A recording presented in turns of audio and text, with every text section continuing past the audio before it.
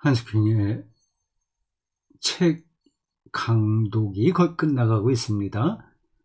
오늘 98번째입니다. 10장 삶의 비전 중에서 중간점 쭉 넘어와 366쪽에 나오는 소제목 종교들의 평화에 대한 희망입니다. 한스킹은 가톨릭 신학자니까 종교어를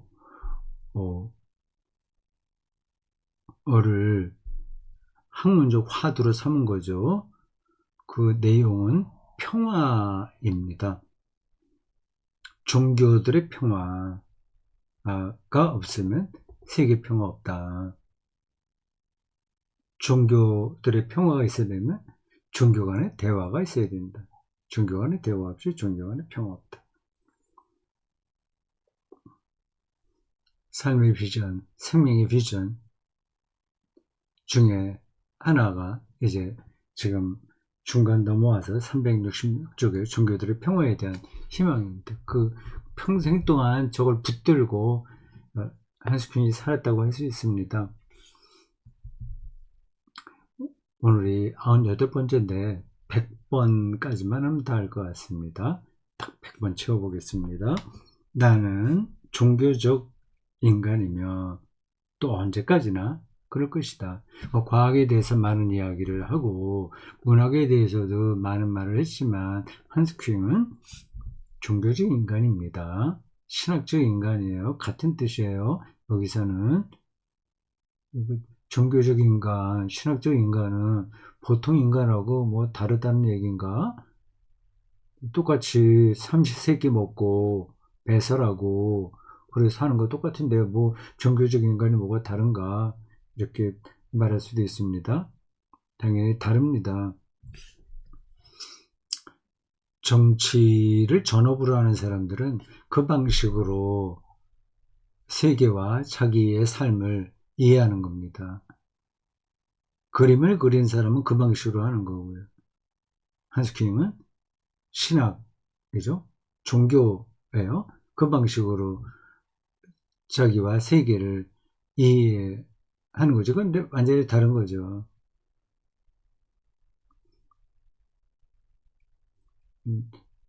이게 서로 중복되기도 하지만 완전히 구분되는 겁니다.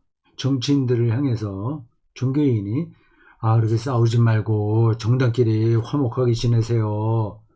이번에 콘클라베에서 가톨릭 새로운 교황이 뽑힌 거 보지 않습니까? 시끄럽게 하지 말고 이렇게 어디에 모여서 당신들끼리 심지폭기를 하든지 그런 평화롭게 대통령을 뽑아보세요. 이렇게 말하면 이게 시가 먹히겠습니까? 정치는 그렇게 작동이 안 되잖아요. 상대방의 나쁜 점만 자꾸만 얘기합니다. 그거를 극복할 수 없을까 모르겠습니다. 지금 대선 기간인데 본격적으로 시작하죠. 서로 상대방을 인정할 거 인정하면서 자기의 좋은 점을 부각시키는 방식으로 선거운동을 하면 안 될까요? 예, 그렇게 하는 나라가 이렇게 세계에서 그렇게 흔하지는 않을 것 같아요. 미국도 장난이 아니더라고요. 근데 그게 못할 것도 없는데 왜 그런지 모르겠습니다. 근데 뭐 다른 나라는 그만두고 우리나라 경우로 보면 비호감 선거라는 말이 흔하잖아요. 누가 덜 비호감이냐 그런 걸로 대통령을 뽑아야 된다는 건 불행한 일이죠. 그러니까 상대방을 완전히 이상한 놈처럼 이제 두드려 잡는 겁니다. 약점만 계속 얘기하고요. 끝이 없는 거죠. 근데 그런 방식으로 우리의 운명을 가장 크게 지배하는 정치가 작동하고 있으니까 청소년들도 그런 식으로 세계를 이해하는 것 같아요.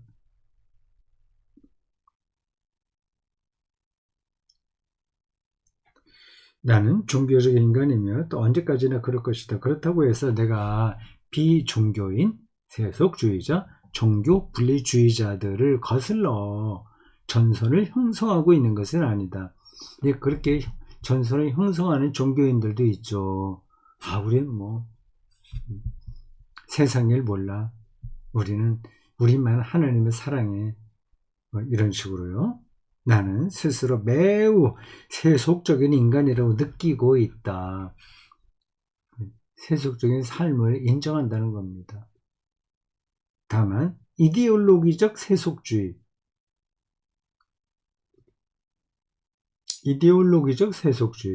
돈만 최고야, 돈이 최고야, 이런 것들이 이데올로기적 세속주의인 거거든요. 강령적 무신론은 신은 없어. 이걸 아주 절대화해 버리는 거예요. 이런 것들은 확실한 근거를 내세워 거부해야 한다고 생각한다. 나는 그리스도교 신학자로서 다른 세계 종교들에 대한 그리스도 교회들의 태도 변화를 위해 세월이 흐를수록 더 헌신해 왔다. 그리스도교가 좀 종교 중에서는 배타성이 강한 편입니다.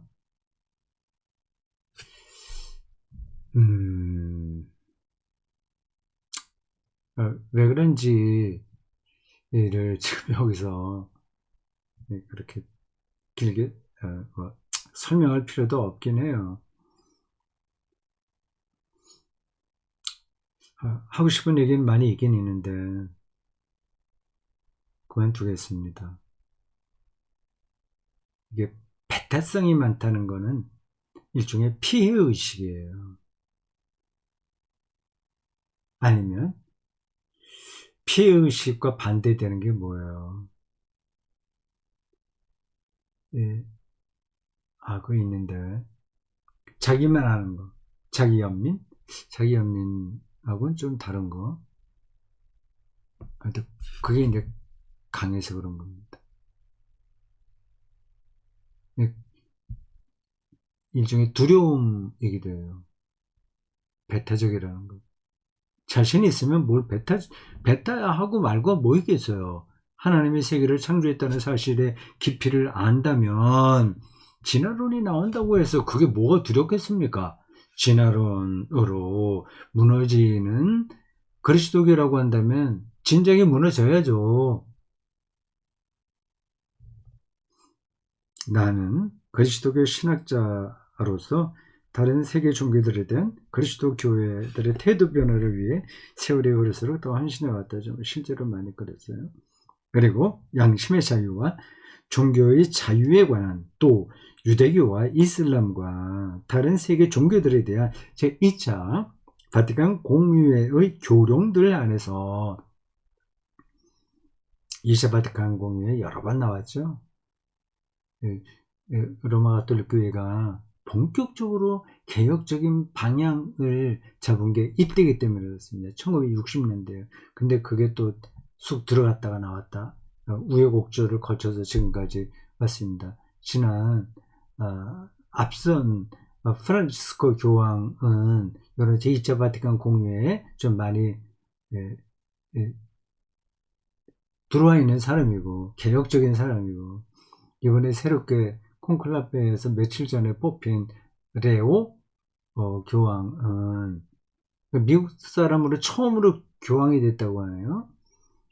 이 사람은 개혁적인 면에서 앞선 교황 프란치스코와 맥을 같지 않아 상당히 온건한 개혁주의자입니다. 그래서 좌우를 잘 아우러낼 수 있는 사람이라고 하네요. 프란치스코보다 바로 앞서 있었던 교황은 독일 사람인데 그 사람은 상당히 컨서버티브합니다. 보수적이었어요. 완고했죠. 그렇다고 해서 독선적이진 않아요. 아까 말한 것 중에서 적당한 단어가 떠오르지 않는다고 한 게 바로 독선입니다. 피해의식과 독선, 이게 배탈성을 낳는 것 같아요. 그리고 세상 곳곳에서 이루어진 종교 간의 수많은 대화, 협의, 만남 안에서 성과를 확인할 수 있었다. 성과가 대한민국 교회에는 이렇게 확연하게 느껴지지가 않습니다. 개신교하고 가톨릭 교회가 이건 정말 같은 형제인데 사이에도 대화가 별로 없잖아요.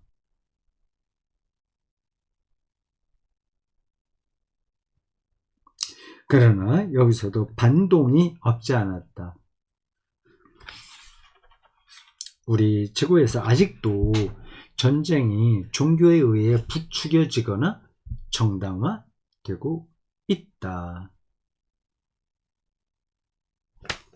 우리나라 개신교가 그런 경향이 아주 강합니다. 공산주의 하면 이제 이를 가는 거죠. 공산주의를 박멸하는 데에는 수단 방법 가리지 않아도 된다는 생각이 머릿속에 있는 겁니다. 왜 그렇게 되는지도 또 이해가 되긴 하는데, 이런 부분들을 여러분이 소설에서 확인하고 싶으시다면 황석영 선생의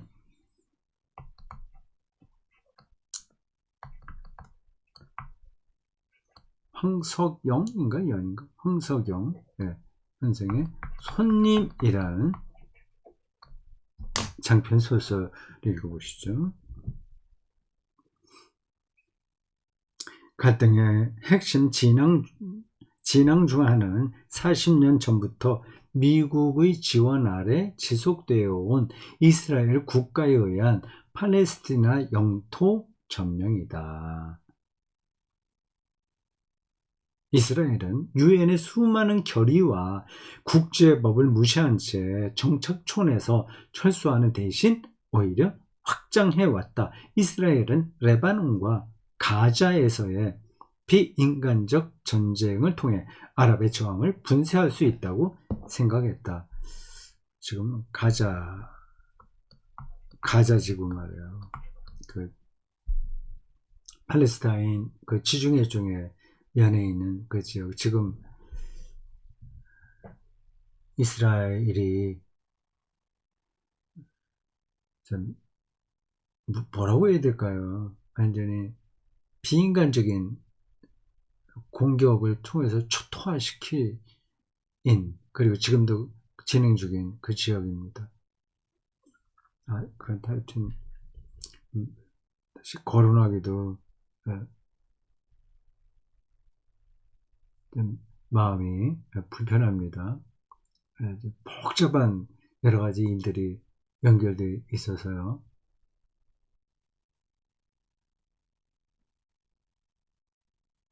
여기서도 다음의 경고는 유효하다. 늦게 오는 자는 삶이 그를 처벌한다. 이런 걸 그냥 놔두면 안 된다는 얘기죠. 평화를 빨리 실현해야 되는 거지. 천천히 하다 보면 이제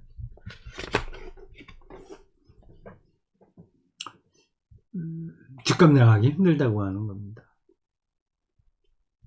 지체된 정의는 정의가 아니다. 그런 말도 있죠. 예전에 동독에서처럼 장벽 하나 뒤에 위험한 환경에서는 평화로운 국가 활동을 수행할 수 없으며 매번 전쟁에서 승리하더라도 그때마다 평화가 물거품이 되어 버린다면 아무런 이득이 없다. 아무튼 유대 국가 이스라엘의 모든 친구를 특히 가슴 아파하게 하는 것은 국가 창건 문서에서 선포한 모든 종교의 구성원들에 대한 관용은 거의 찾아볼 수 없고 이스라엘 국가 창건 문서에 종교 간의 차이를 극복하는 내용이 담겨 있군요. 팔레스타인의 여러 종교들이 함께 모여 사니까요. 특히 이제 이슬람과 권이 이걸 둘러싸고 있죠. 그건 이제 지금은 그런 정신들이 다 사라졌다고 하는 겁니다. 이 역사는 오히려 퇴행하는지 몰라요.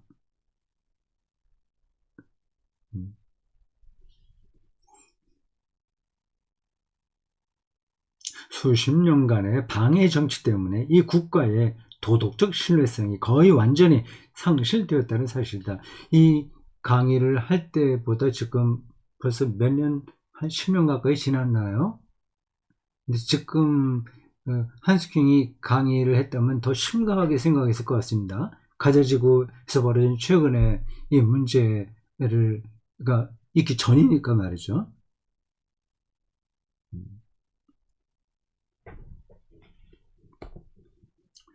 나의 희망이 지향하는 것은 종교들의 통합이나 이런저런 종교 혼합주의가 아니다. 혼합주의의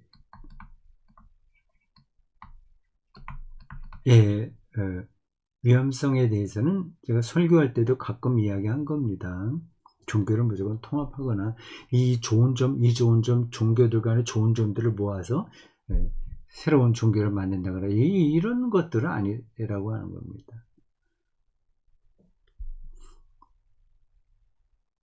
한스킹의 희망은 전 세계적 차원에서 세계 종교들 간의 평화를 지향한다. 종교들 간의 평화. 이미 있는 세계 종교들 간의 평화. 불교와 이슬람과 유대교와 그리스도교 사이의 평화입니다. 정치인들이 못한다고 하더라도 종교인들은 해야 되잖아요.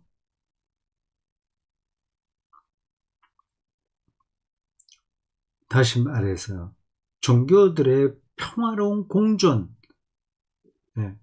이슬람 교도도 이슬람 교도대로 그냥 같은 지역 안에서 살고 그리스도인은 그리스도인대로 살고 유대인은 유대인대로 자기들의 종교에 따라서 살면 되는 거잖아요. 한국은 비교적 불교하고 기독교가 그렇게 각각 종교 생활을 같은 지역에서 잘하고 있습니다. 뭐 어떤 때는 특히 이제 개신교에서 나타나는 문제였는데 이 불교를 폄하하고 또 모욕적인 행동을 보이기도 했어요. 유치한 일들이 많이 있었죠. 심지어는 불교 그 절간에 와서 부처상을 박살낸다거나 또 무슨 밝기라고 해서 여기 절 아니면 그 비슷한 그 불교 종교 기구를 계속 돌면서 밟는 겁니다. 도는 겁니다. 이렇게 걸어서 도는 겁니다. 마치 그 여호수아가 여리고성을 공격할 때 그 돌아가는 거를 흉내내는 거죠. 정말 어설프고 유치한 행동들을 한국 개신교회가 많이 했어요. 물론 열광주의자들 유치한 사람들이 하긴 했지만 일반 개신교 신자들이 그렇게 유치하게 직접 나서지는 않으나 심정적으로는 비슷합니다. 왜 태극기 부대에 많이 모였잖아요. 거기에 그렇게 직접 서울에 그런 데까지 가지 않더라도 심정적으로 동의하는 개신교 신자들은 많습니다.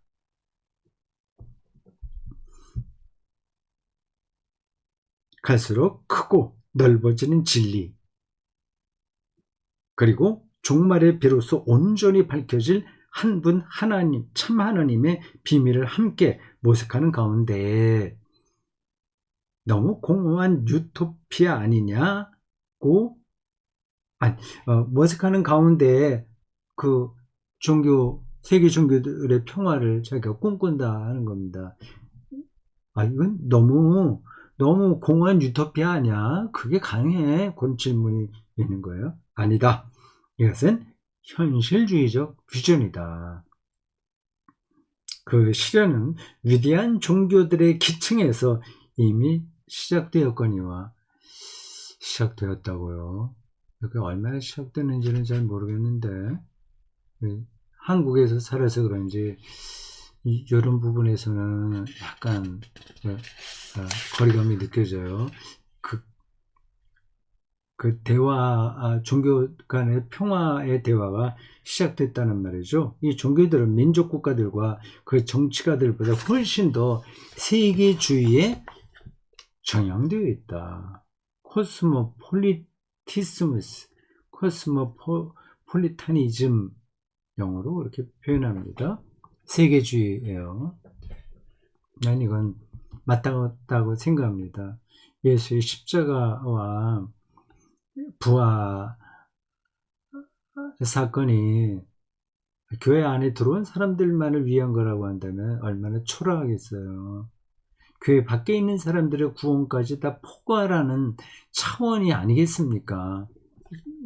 우주론적인 구원 사건이잖아요.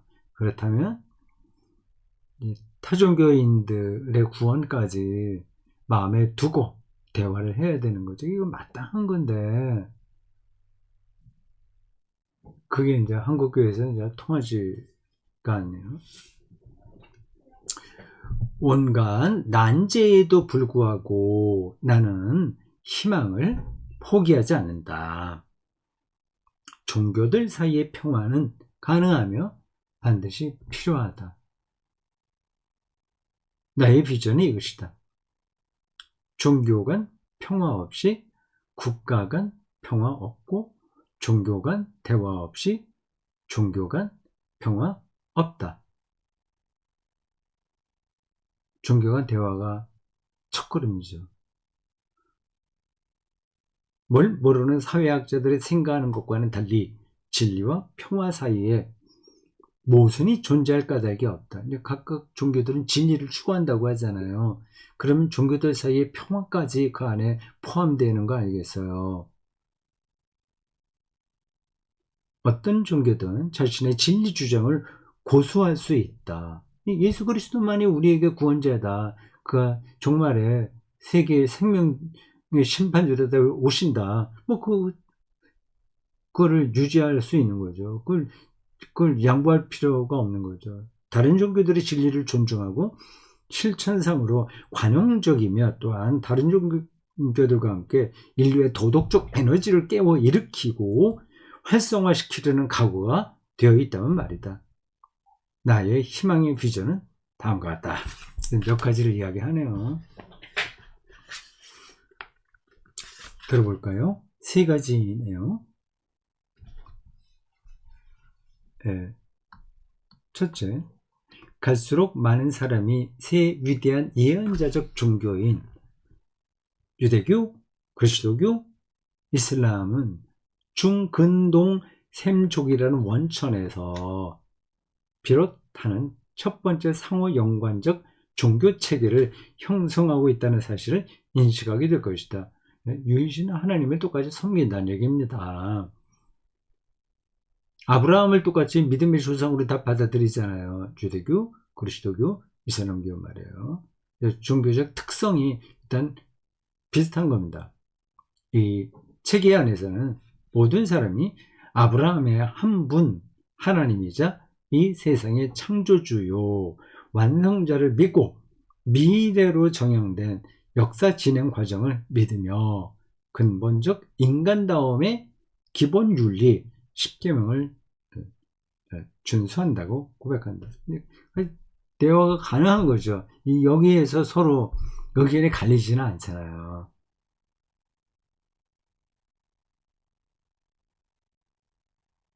그럼 이제 대화가 가능한 거죠.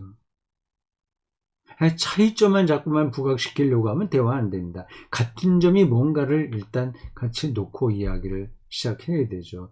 근데 유대교와 그리스도교와 이슬람교는 그 공통점이 많은 겁니다.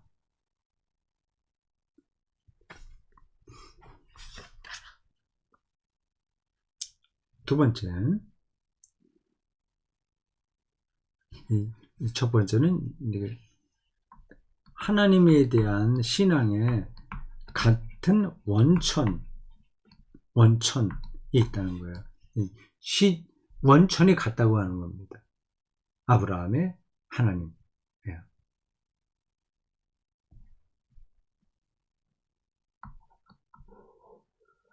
두 번째, 갈수록 많은 사람이 인도 신비주의적 원천에서 비롯하는 두 번째 위대한 종교 체계와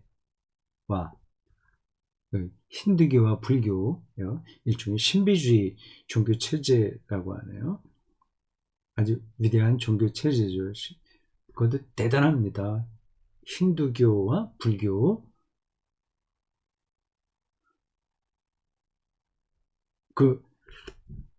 그게 이제 인도에서 시작했잖아요. 인도와 중국. 중국은 지혜적 특성을 지닌 세 번째 위대한 종교 체계로부터도 스스로를 풍요롭게 하는 내용들을 일치운동적인 화해의 정신 안에서 배우게 될 것이다. 첫 번째 단계에서는 유대교, 그리스도교, 이슬람이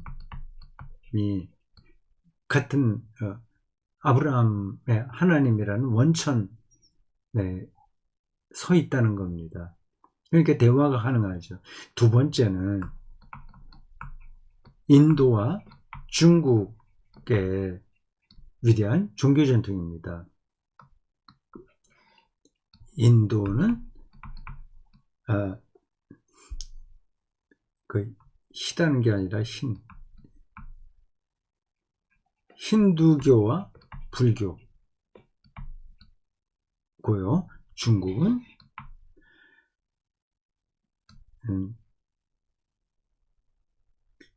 지혜, 삶의 지혜. 그러니까 도교, 공자, 이런 분들, 장자, 노자의 도교, 공자, 이런 지혜를 얘기하거든요. 이게 서로 대화가 가능하다는 게 동양의 전통이요. 그러니까 여기서 세 가지 위대한 종교 체계가 나와요. 하나는 아브라함의 하나님이고, 두 번째는 신비주의적 종교 전통인 인도의 힌두교와 불교, 세 번째는 지혜를 근본으로 한 중국의 그 종교 체계입니다. 노자, 장자, 공자 이런 가르치는 거죠. 그들의 영성적 가치들, 신비주의적 심오함, 오랜 세월 전송되어 온 세계관과 인간관으로부터 말이다. 서로 배울 수 있는 거죠. 세 번째, 또한 거꾸로 새 예언자적 종교도, 그건 유대교, 그리스도교, 이슬람교예요. 예언자적 종교도 자신의 무진장한 정신적, 종교적 일산으로부터 다른 종교들에게 선물을 점점 더 많이 주게 될 것이다. 영향을 끼치는 거예요. 여기서는 여기서부터 또 영향을 받고, 영향받는다기보다 배운다는 거죠. 배우기도 하고, 배우는 거죠. 주게 될 것이다. 물론 이것은 온갖 종교적 식민주의, 승리주의 교만, 정신적 경시나 횡령과는 전혀 관계가 없다. 그래서 상대방을 완전히 굴복시키려고 하는 그런 관점은 아닌 거예요. 이 대화를 하려면 우리 한국 그리스도교, 특히 개신교에서 극복해야 될 문제는 개종 시도는 하지 말아야 됩니다. 불교인들을 그리스도인 만든다거나 그런 것들을 하지 말아야 돼요. 요컨대 나의 비전은 종교들의 이상세계에 관한 것이 아니라 이상세계, 종교들의 이상세계, 그들의 이념, 신학, 그게 아니라 자신의 진리를 포기하지 않고 평화 속에서 공존하는 종교들에 관한 것이다. 그 삼위일체를 누가 설득하냐 마냐 뭐 이걸로 싸우는 게 아니라 자신의 진리, 고유한 진리들이 있잖아요. 모세 전통 뭐 등등 포기하지 않고 평화 속에서 공존하는 종교들에 관한 거다. 이런 차원에서는 대화가 가능하고 대화가 된다면 평화도 가능하다는 거죠. 굉장히 바른 방향이고 현실적이라고 생각합니다. 근데 실제로 우리 한국 종교들 사이에서 벌어질 수 있는지는 확신 안 서요. 특히 개신교가 배타적이라서 그런 확신은 없습니다. 방향만은 맞는 거죠. 여기까지입니다.